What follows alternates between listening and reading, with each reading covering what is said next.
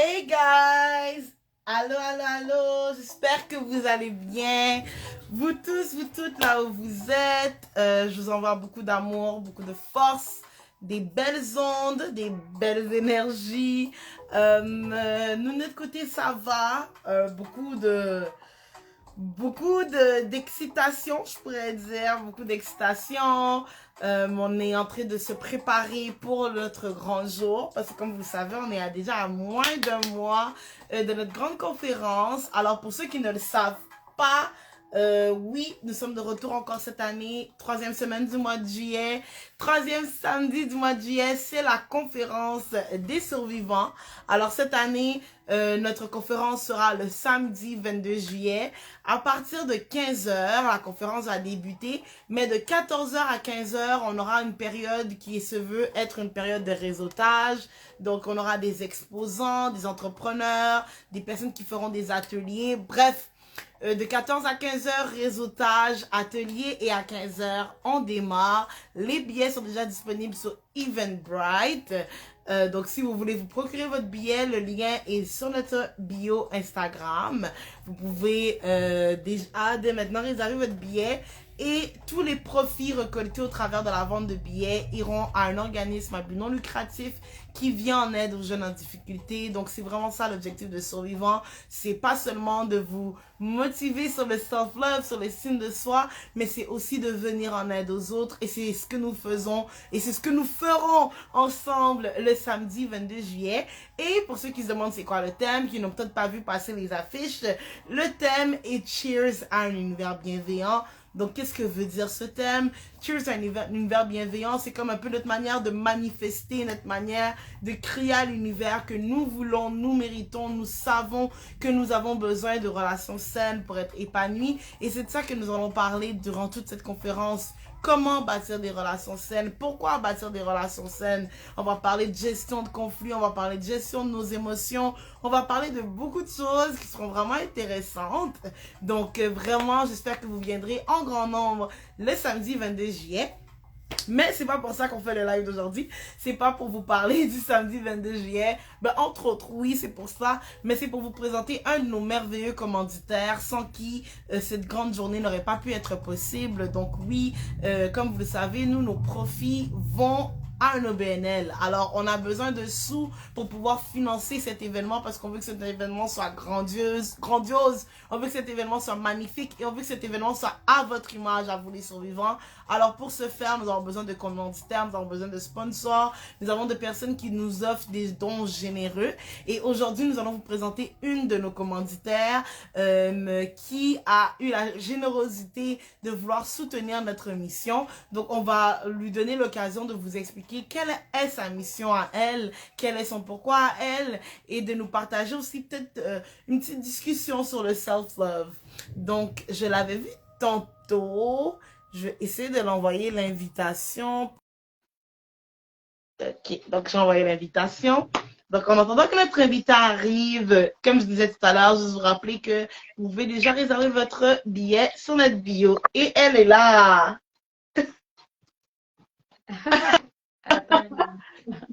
Salut! Allô! Ça Ça va? va super bien, toi?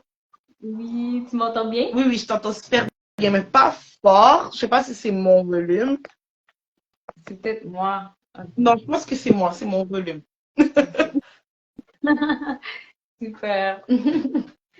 Donc, Donc, comment tu vas? ça va bien. Beaucoup de fatigue, je pense que ça se voit dans dans mon Moi visage. aussi.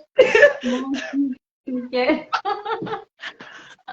Mais écoute, on va avoir notre long week-end, donc On va en profiter. 2 minutes. Ouais.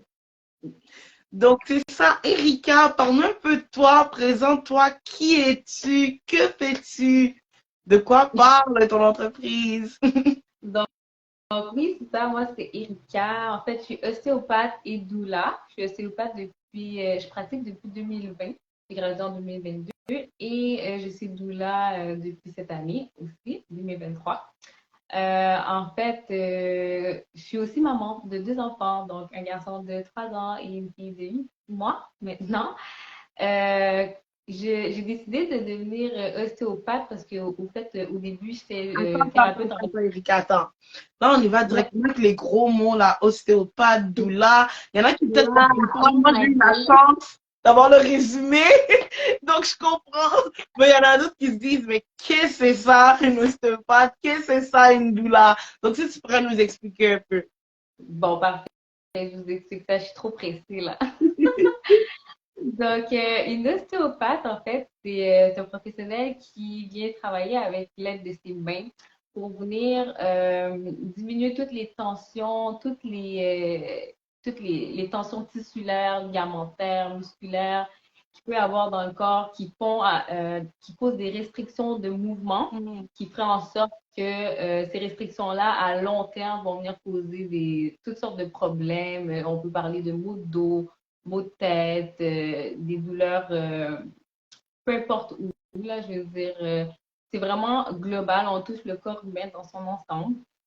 Moi, j'ai décidé de travailler plus avec les femmes enceintes et les bébés, pour la bonne raison que les femmes enceintes, on accumule des douleurs à travers le temps. Puis Mhm. quand on est enceinte, ben, ces douleurs-là, ils peuvent apparaître de façon subite ou plus intense. Donc, je viens vraiment essayer de venir apporter un support, un soulagement, puis en même temps, ça prépare la femme à son accouchement. Mhm. Puis, j'ai décidé de combiner ça avec doula parce qu'en fait, doula, ce que c'est une accompagnante à la naissance qui vous supporte du début à la fin, dépendamment de où est-ce qu'elle est engagée. Mais elle participe même à l'accouchement, donc elle est là pour un support émotionnel. Aussi, elle aide à faire des techniques de détente, de relaxation, à guider la femme à travers la grossesse, en fait, pour qu'elle puisse être bien informée afin de prendre les meilleures décisions possibles pour l'accouchement et tout ça. Donc, j'ai décidé de moi combiner les deux euh, de par mon parcours à moi, en fait. Moi, ostéopathie, qu'est-ce qui m'a amené à faire ça? C'est que j'ai commencé en étant technologue en physiothérapie. Donc, ça touche plus, c'est quand quelqu'un est blessé, Mhm. on va travailler son genou, par exemple. Il a mal au genou, on va vraiment focaliser sur son genou. Mais moi, il me manquait quelques réponses. Il me manquait, des fois, je trouvais qu'il manquait de. C'était trop vague, là. C'était juste comme, t'as mal au genou, on va travailler ton genou, puis si ça fonctionne pas, bon, ben, je sais pas trop quoi faire, tu sais. Mhm. Mais tandis que l'ostéopathie, on va vraiment aller chercher dans sa globalité, on va retourner en arrière, on va faire des liens pour essayer Mhm. de vraiment pas juste soulager la douleur, mais aller soulager le pourquoi de la douleur pour éviter que Mhm. ça revienne. Donc, c'est à partir de ce moment-là que j'ai continué mes études en ostéopathie. Puis pendant mes études, je suis tombée enceinte. Donc, ouais, de mon premier bébé. Puis, tu sais, avec les études, c'est quand même 6 ans, l'ostéopathie, c'est quand même demandant. Puis, j'étais pas vraiment focus sur la grossesse. J'avais plus aussi un genre de, comment je pourrais dire ça? J'étais plus comme, ah ben moi, c'est sûr que je prends l'épidurale, j'ai trop mal, anyway, comme je suis Mhm. trop faible, tu sais, ça va pas fonctionner. Puis, je suis partie vraiment avec un mindset vraiment pas positif par rapport à Mhm. l'accouchement. Moi, je suis celle qui assiste, j'ai assisté ma soeur, mes deux sœurs, j'ai assisté mes Ok, donc, belles-sœurs. t'avais déjà quand même un peu vu comment ça se passe. C'est pas comme moi Mm. qui est tout blanc, que ma seule connaissance, c'est les films, puis tu vois le docteur qui dit pousse, puis tu vois l'homme qui s'évanouit, puis c'est toute une catastrophe. Puis quand tu demandes aux gens autour de toi, il y en a qui disent que c'est facile, il y en a qui disent que c'est l'horreur. Puis, ok, Ouais, t'avais quand même une préparation.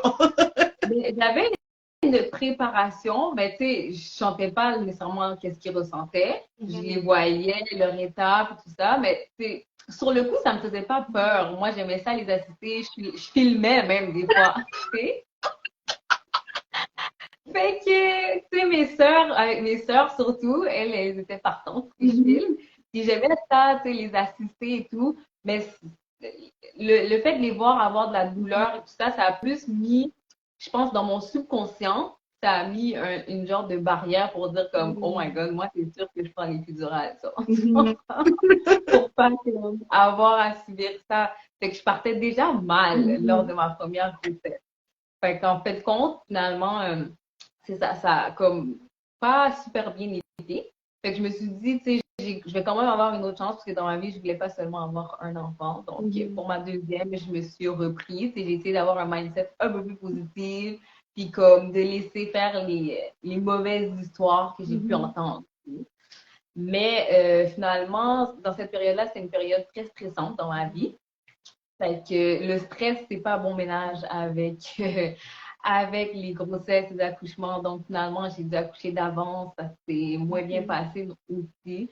Puis, à partir de là, quand j'ai accouché de ma deuxième, j'ai fait comme, c'est impossible que, genre, mon rêve d'avoir un bel accouchement, ça soit ça. C'est comme, je sais même pas si j'en veux d'autres, mais c'est impossible que je laisse d'autres femmes vivre ce que moi j'ai vécu. Tu sais, il faut vraiment comme, que j'aille chercher des réponses à mes questions de là où j'ai pris la formation doula avec transmission maternité. Puis je regrette pas du tout. C'était dans l'optique de vraiment comprendre ce qui m'est arrivé, comprendre genre le revers de la maternité, un peu de l'accouchement. Puis c'est ça ma mission en fait, c'est d'aider toutes les autres femmes qui vont passer par là à avoir un accouchement des plus positifs possibles. Puis à travers les histoires, à travers la littérature, on sait que c'est possible aussi. Donc c'est de vraiment leur diminuer le stress qu'ils vont subir pendant la grossesse, puis les aider avec une préparation physique et mentale à passer à travers, peu importe comment ils veulent que leur accouchement se déroule finalement. Mais moi, je trouve ça le fun. Il y a deux choses que je trouve le fun. Déjà, la première, c'est un peu le comment ça paraît comme meant to be, que tu deviennes doula, parce que tu disais que tu accompagnais déjà tes sœurs et tout. Donc, c'est comme, tu sais, c'est pas tout le monde qui est volontaire d'accompagner, de filmer. C'est pas tout le monde qui a ce désir. Donc, déjà, ça, je trouve ça beau. Mais ce que j'ai trouvé aussi le fun, c'est que tu sais, c'est même pas parce que tu as eu une expérience positive, c'est vraiment tu as vécu le complet opposé, puis tu t'es réveillé avec comme ce désir de vouloir aider les femmes pour pas qu'ils vivent ce que tu as vécu. Puis c'est vraiment, je trouve, la combinaison des deux, c'est comme on voit vraiment que c'était meant to be pour toi. Tu sais, tu parlais du fait que tu étais en physio. Maintenant, est-ce que je pense pas que tu regrettes ce choix-là, tu as un gros sourire dans le visage. Mais mais comment t'as-tu passé ce processus de, je peux dire, réorientation un peu professionnelle pour toi de, au début, tu visualisais quelque chose, puis finalement, tu es quelque chose de toujours dans la même lignée, mais quand même assez différent.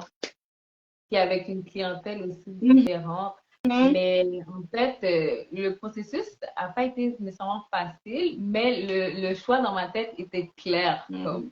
Fait que peu importe ce que ça allait prendre pour s'y rendre, comme je comptais persévérer. Puis je suis du genre, quand je commence quelque chose, je ne peux pas l'arrêter. Je suis du genre à aller jusqu'au bout. Mais ça fait que le processus de je savais que j'allais pas rester comme au 9 à 5. Je travaillais à l'époque dans un centre de réadaptation.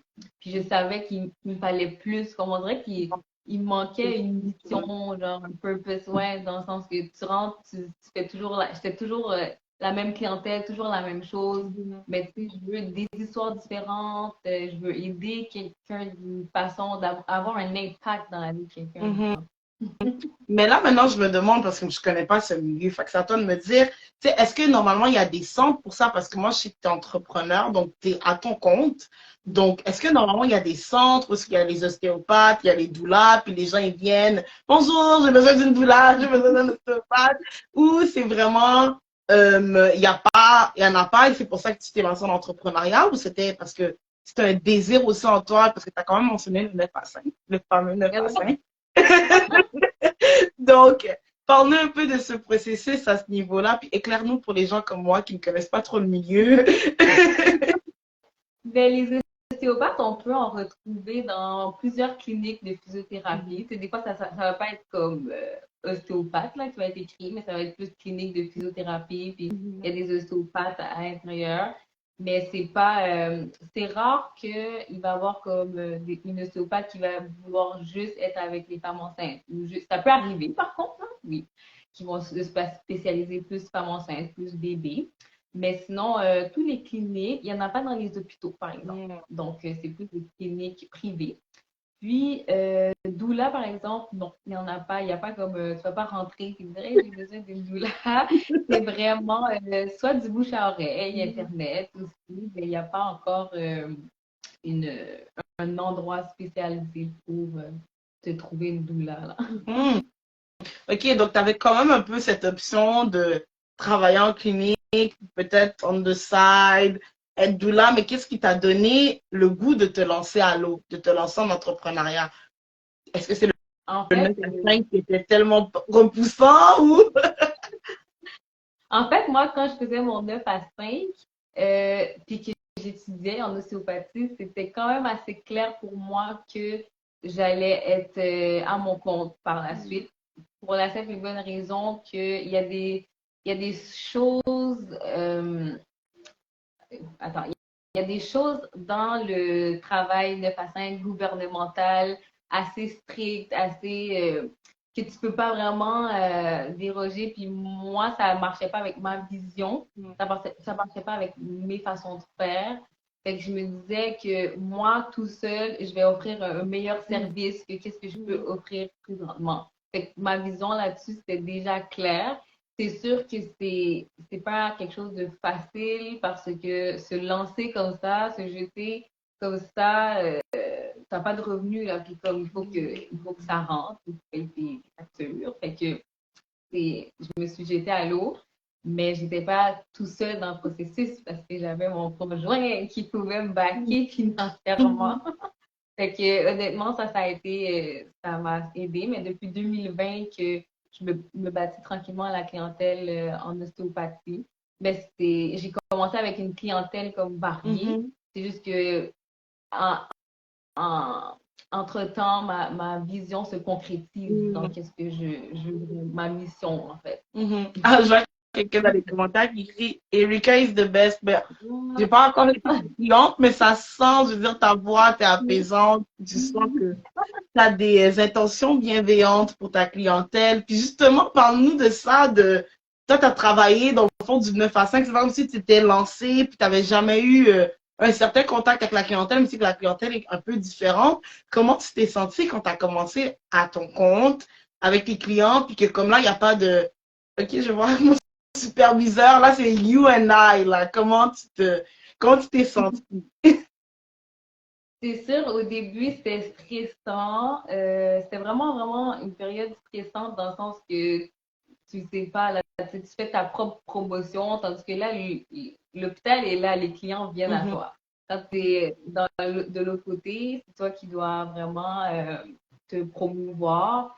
Mais en même temps, je le savais, mais tout le monde que je traitais aussi était comme, ben non, c'est sûr que tu es capable, là, moi je vais t'encourager, là je viens, puis tout le monde me boostait encore plus, là, c'était comme, mon Dieu, comme.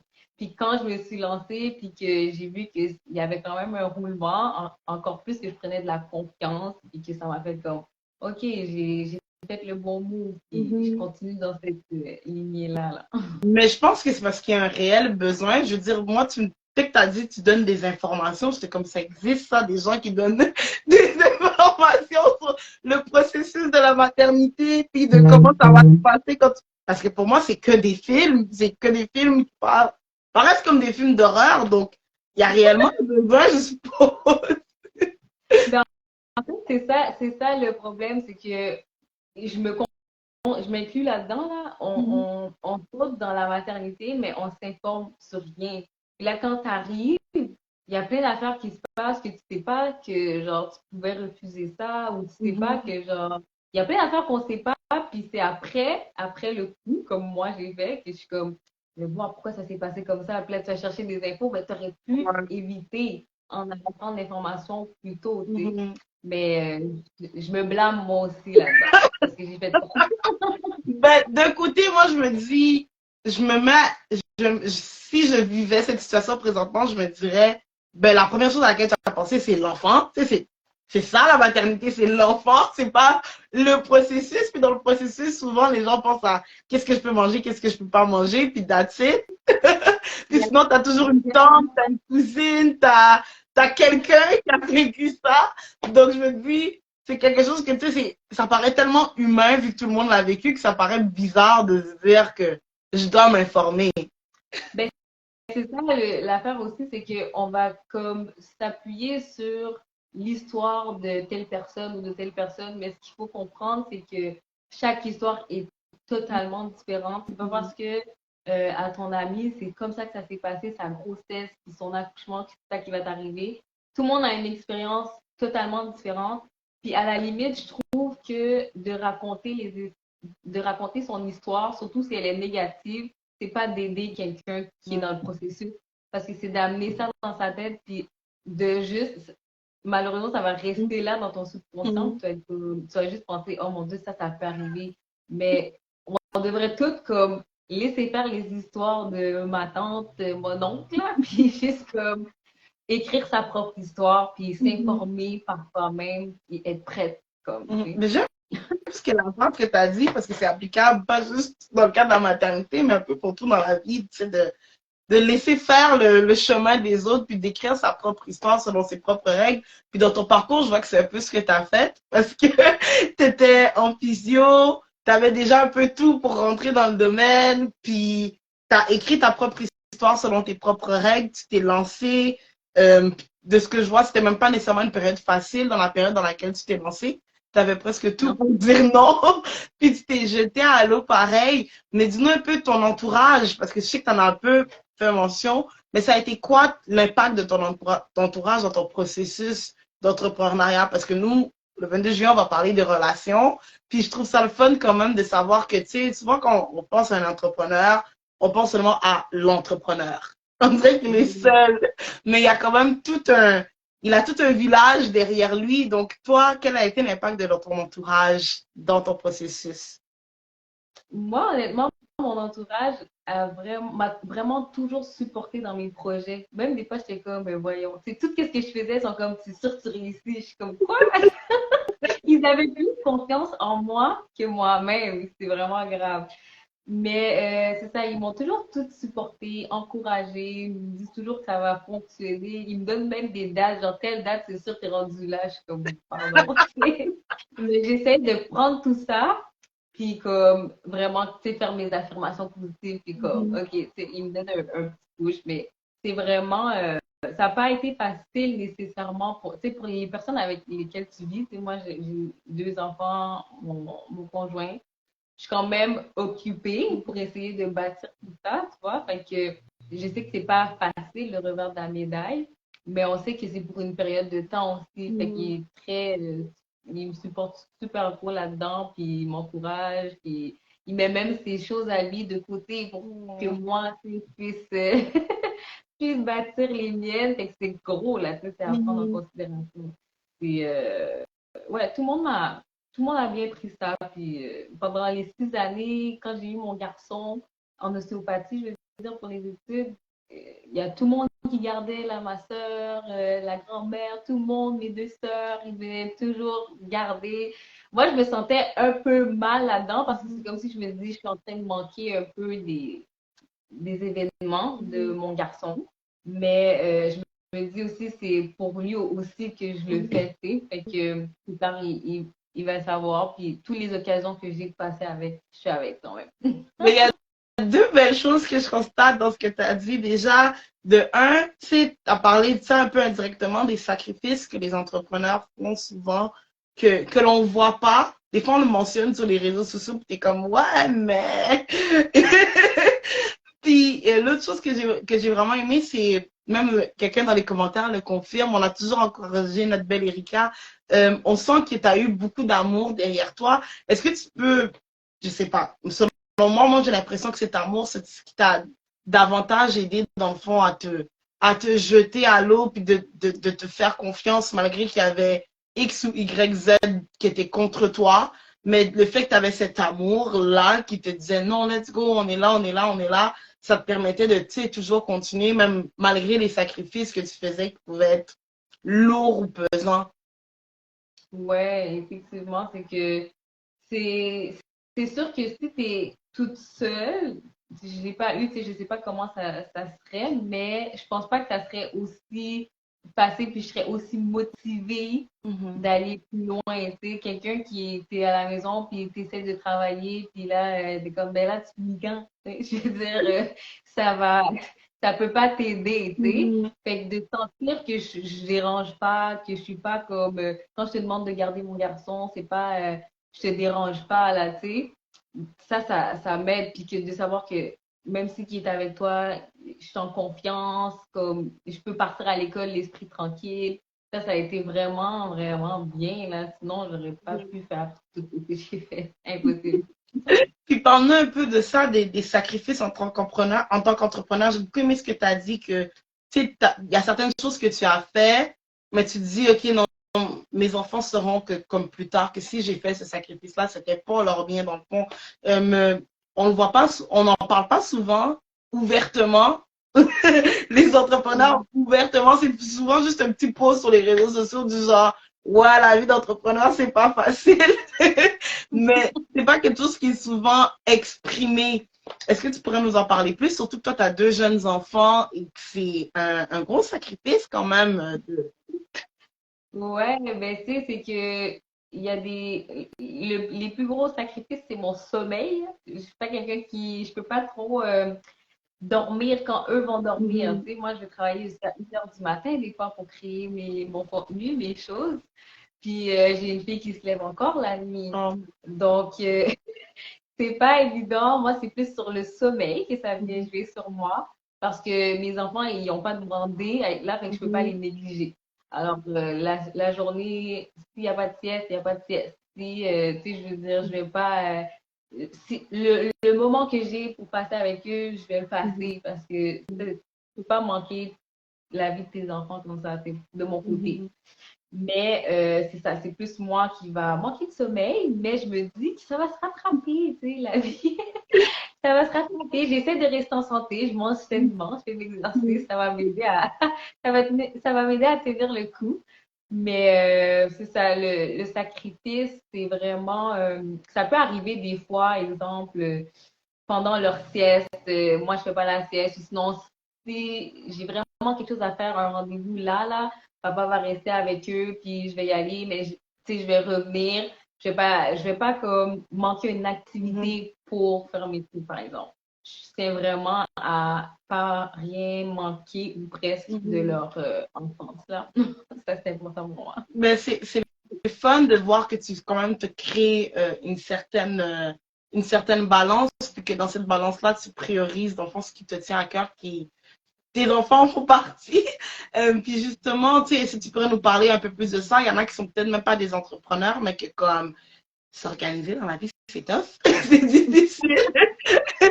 Mais Donc, c'est ça. Puis aussi, je veux dire, il faut choisir ses batailles aussi, dans le sens que je vais pas vous cacher que ma maison, c'est pas la plus propre au monde, à part quand j'ai des invités, tu vois. Fait que, tu sais, je vais choisir mes batailles. Si je peux pas faire le ménage là, il va pas être fait là, tu comprends? Fait que c'est pas vrai que c'est comme on voit un peu sur les réseaux sociaux que tu peux tout faire en tant qu'entrepreneur, femme, mère de foyer, c'est impossible, là, tu sais. Fait que faut vraiment choisir ses batailles, lâcher prise. j'aime bien les deux phrases que tu as dit, de un, choisir ses batailles, et l'autre, que ce n'est pas vrai, comme on voit sur les réseaux sociaux, que tu peux être une femme entrepreneur, mère au foyer et tout faire à la perfection selon les standards de la société. Est-ce que tu pourrais nous parler un peu plus de ça? Déjà, de un, comment est-ce qu'on choisit le bataille? C'est quoi le processus? Parce qu'il y en a qui peuvent dire, OK, mais pour moi, tout est important. Si je veux que ma maison soit propre, je veux passer du temps avec mon conjoint, je veux passer du temps avec mes enfants, je veux réussir ma business. Comment on choisit ces batailles? Ben, dans mon cas, à moi, choisir ses batailles, c'est vraiment si, exemple, là, la vaisselle n'est pas faite là, je vais pas devenir folle et être comme, il faut que ça soit fait là. Je vais prioriser, je vais mettre les choses en ordre de priorité, puis je vais y aller par élimination aussi, là, je veux dire, je peux pas être en train de faire du contenu, faire la vaisselle, passer la mop, changer une couche. Je peux pas faire tout ça en même temps. C'est impossible. Fait que j'y vais en ordre de priorité. Honnêtement, qu'est-ce qui va prendre souvent du temps? Ça va être plus le ménage. Puis aussi, je demande de l'aide. Tu sais, mon conjoint va être là pour m'aider. Je vais avoir mes sœurs qui vont m'aider, comme je disais tantôt, si j'ai besoin d'une gardienne pour le moment. Puis c'est vraiment ça, c'est de jongler avec des priorités, puis demander de l'aide. Parce que c'est pas vrai que il y a personne qui va frapper à ta porte pour dire tu veux-tu de l'aide. Ça, j'ai jamais vu ça. Puis, puis si tu ne demandes pas, personne ne sait que tu en as besoin aussi. Fait que on n'a pas le choix. Mais même le fait que c'est vrai que souvent, mais je comprends aussi pourquoi les gens ont peur de demander de l'aide. Euh, Parce que la société nous le fait paraître comme si c'est une faiblesse. Tu vois ces gens sur Instagram qui se réveillent le matin avec la maison parfaitement nettoyée, puis le café, puis qui disent oh là, j'allais les déposer à l'école, puis maintenant je travaille sur ma business, puis tout est bien, c'est esthétique, c'est parfait, c'est contrôlé. Puis tu te dis, mais si cette personne peut le faire, pourquoi moi je ne pourrais pas le faire? Si tout le monde le fait, pourquoi moi je ne pourrais pas le faire? Et ça vient que maintenant tu deviens gêné, complexé de demander de l'aide alors que c'est humain. Et que ça aide justement, comme tu dis, à choisir ses batailles parce qu'à la fin de la journée, on ne peut pas créer. Ce que tu as dit, on ne peut pas créer du contenu en même temps de faire une consultation puis de changer une couche pour faire la vaisselle. Tu as juste deux bras, deux jambes, un corps. Non, c'est exactement ça. Puis je peux comprendre que c'est difficile de demander de l'aide. Puis il y en a que, tu sais, comme je veux dire, si j'avais pas mes soeurs, ce serait vraiment difficile. Aussi la grand-mère du côté de mon conjoint, mais il y a des personnes qui ont pas beaucoup de famille, qui n'ont pas beaucoup d'entourage. C'est vraiment difficile. Mais je pense qu'il y a toujours des solutions. Tu sais, une nounou, tu sais, je veux dire, après, il faut comme voir c'est quoi les circonstances de la personne, mais il y a toujours une solution, je pense, si on veut. C'est juste qu'il faut se donner la chance. Puis c'est parce que si on pense toujours à pourquoi on peut pas, on va jamais le faire. C'est des pensées limitantes. Ça va jamais aboutir les projets finalement. Ce que tu as dit, si on pense toujours à pourquoi on ne peut pas, ça va jamais aboutir. Mais tout à l'heure, on parlait du fait que on met souvent cette pression aux femmes d'être capable de tout faire. Toi, qu'est-ce que tu en penses par rapport à ça? Parce que visiblement, tu ne suis pas la règle, tu ne suis pas la norme, puis tu fais, tu obéis aux besoins de ton corps. Mais qu'est-ce que tu dirais à quelqu'un qui se sent dans la pression, peut-être qu'il n'est pas dans l'entrepreneuriat, mais qui se sent quand même dans la chacun a ses obstacles, chacun a ses enjeux, chacun vit ses choses différemment, mais cette personne qui nous suit en ce moment puis qui se dit ouais, mais je ressens cette pression, on me regarde de travers, on me pointe du doigt, des choses qu'on s'attend que parce que je suis une femme, je dois le faire et je dois tout le faire en le gérant parfaitement, sans douleur, sans crier, sans larmes. Toi, qu'est-ce que tu dirais à cette personne? Premièrement, c'est qu'il faut vraiment que la personne. C'est difficile parce qu'il faut que cette personne-là vienne finalement à changer son mindset parce qu'après ça, c'est vraiment. Elle va être dans le, tu sais, dans le désespoir ou dans le pourquoi pas moi. Puis, mais c'est vraiment un mindset qu'il faut réussir à changer puis à se dire qu'il n'y a personne de parfait là. Vraiment personne de parfait. Et c'est même impossible d'atteindre la perfection. C'est pas possible. C'est de se laisser aller, de vraiment comme suivre tes rêves, premièrement, mais pas se mettre cette pression-là d'être à tout prix, genre maman, juste maman, puis faire tout, qu'est-ce qu'une maman doit faire, parce que tu vas juste comme finir par éclater, là, un burn-out ou quoi que ce soit. Mais c'est un mindset, puis ça prend du temps. Tu sais, j'ai beau le dire là, ça va pas arriver demain matin. C'est un travail tout le temps.